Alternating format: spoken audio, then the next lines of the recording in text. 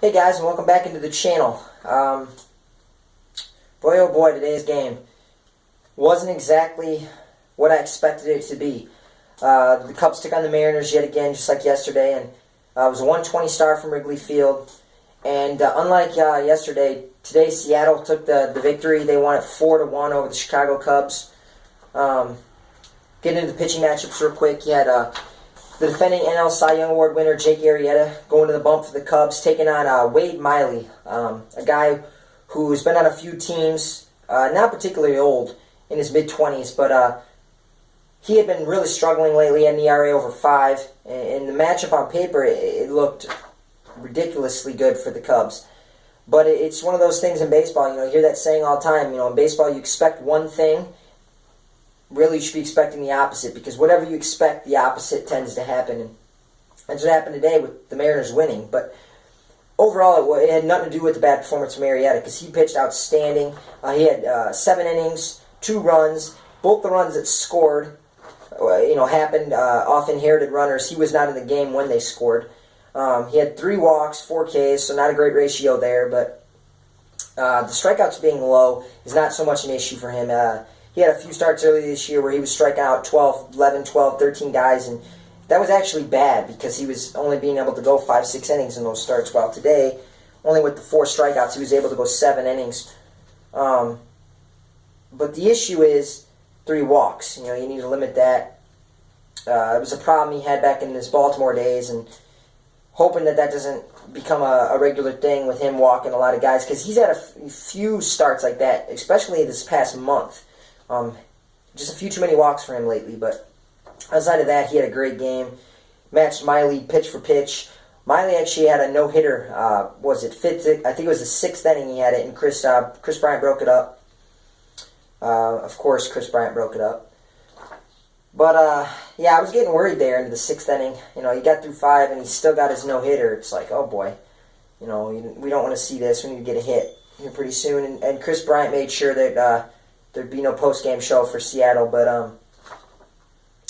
all in all, the Cubs got the 1-0 lead in the 7th inning on a Dexter Fowler score. It was a play that was actually challenged by Seattle. It was challenged by the Cubs. He was called out. Joe Madden challenged. And it was really tough to see. Up to this point, I still don't know if he was actually out or if he was safe. But so I was thinking they were going to just stick with the call that was made on the field. But they overturned the call, called him safe. Seattle's manager was not happy about that, threw the clipboard down. And then you can't blame him. That's a tough call, but not really anything he can do. So the Cubs got the lead, and you felt good about it. And it was actually interesting. Right after that, Bryant was on third. They had first and third. Miley threw a pick off to first. And on the throw to first, Bryant took off to go home. And Bryant was called safe, so it was 2-0 for a brief minute. But then Seattle follows up and challenges that play.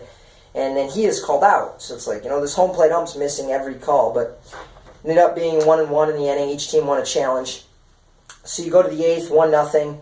Rondon comes in. He does gives up some base runners. A runner gets to third, but you have a guy on second and third, and you have 2 outs. And you have the lefty. You have a lefty coming up. And you have Chapman, of course, warming up in the bullpen. And Madden comes out, brings Chapman in. So this is his 2nd time in 3 days that Madden's going into Chapman for a 4-out save. Chapman comes in, like I said, 2nd and 3rd, 2 outs. Martine's up for the Mariners.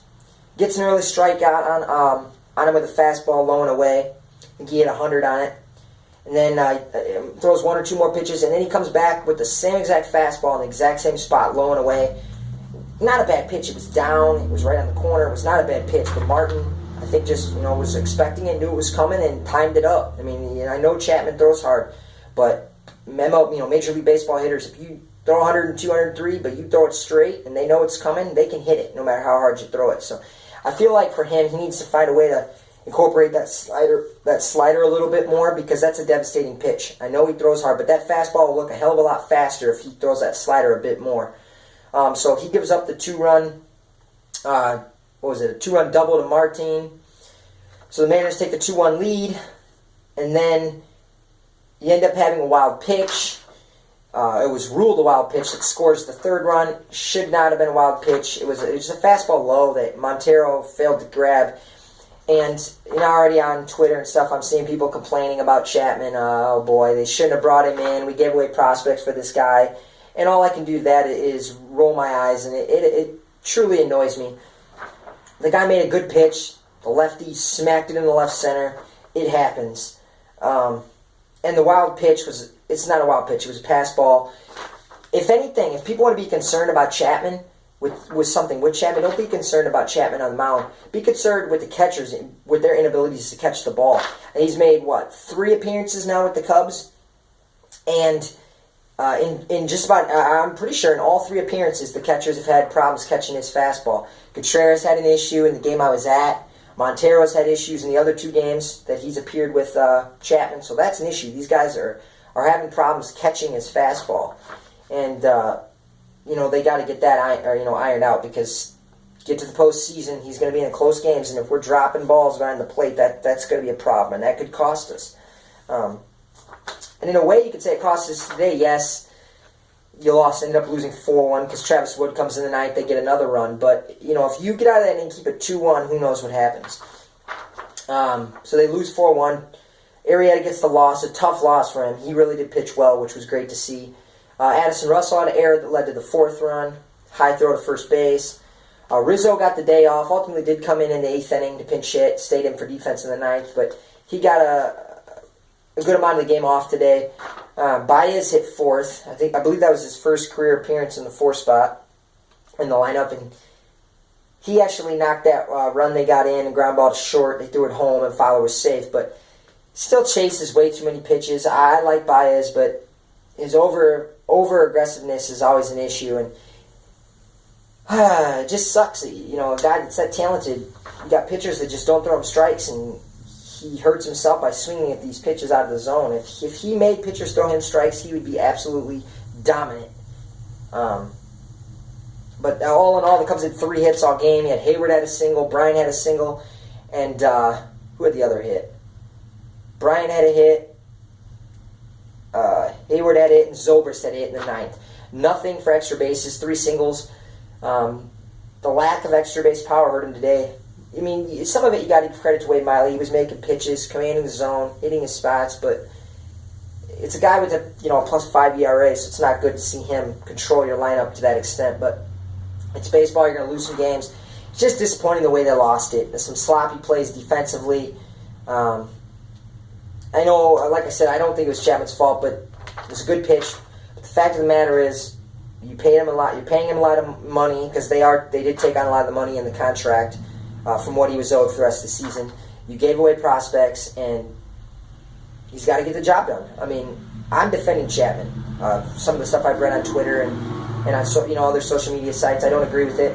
I don't think there's any reason to be concerned. I mean, I could easily see tomorrow he comes in a 1-run game and strikes out the side and puts all those people complaining about him in their place. But today wasn't good. Lost the game 4-1. They play Game 3 tomorrow, the rubber game. It'll be Kyle Hendricks against Felix Hernandez. Now, you would think that pitching matchup favors the Mariners, but Kyle Hendricks is third in baseball in ERA with a 2.39. He's been awesome. And I'm excited for that pitching matchup. It's an ESPN national broadcast, so a lot of people will be watching, and it's the rubber game. Obviously, you want to win the series at home. Seattle's a 500 team, and they're not nothing special, but this was a game you felt like you let slip away. They shouldn't have lost this game today. But I'm sure Chapman will be chopping at the bit to get the ball tomorrow and redeem himself, and if he gets that chance tomorrow, I expect him to, but hopefully they win by enough tomorrow that we don't even have to worry about Chapman or Rondon or any of them. I'll take another 12-1 win like yesterday. But all in all, tough loss. But I expect them to bounce back tomorrow. Rizzo will be back in there. I heard some rumblings about Joe Madden talking about giving other guys rest, so maybe you see a Chris Bryant get the day off tomorrow. I hope not, but it sounded just the way he was talking. He didn't say what guys in particular, but it just would make sense. Rizzo got it today. I would not be surprised to see Bryant out of the lineup tomorrow. So, Cubs lose 4-1. Thanks for checking in, guys. I'll be back probably about 10:30 tomorrow night for the review of tomorrow night's game. So thanks for checking in, guys. I'm out.